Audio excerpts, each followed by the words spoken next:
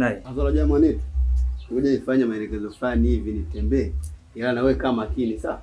Kwa makini sana, yule jamaa anaweza akakuletea visanga wewe, sija akakuweka chuma ulete hapa. Kajikuta na mimi unanisambaratisha eti. Au mimi ngoja nitembee. Sawa mwanetu. Okay basi, safari njema.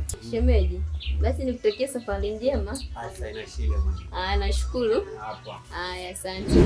Kwani kusikia zali la mentari ndio hili. Huyu mkaka ana hela na shida zote nilizokuwa nazo. Kusikia sasa hivi nina mjengo, nina gari. Itakuwa vizuri. Huyu kijana huyu atakuwa ndo mtaji wangu. Atakuwa ndo mtaji wangu kabisa. Sasa hapa nawaza Plan B nimeshakubali.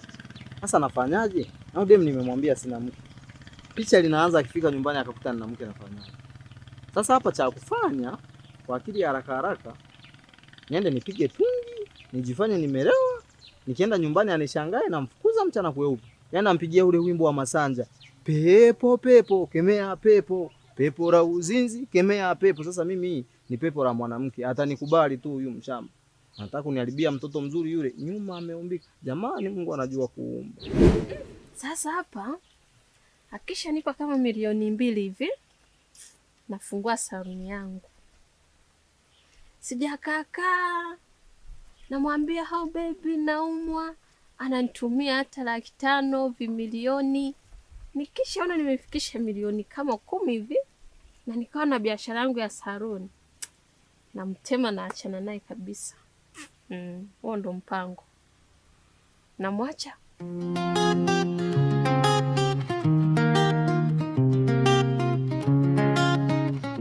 Zali la menta nimelipata wakati mimi nina njaa, nikapata demu kali na kumfukuza mke wangu akinishangaa.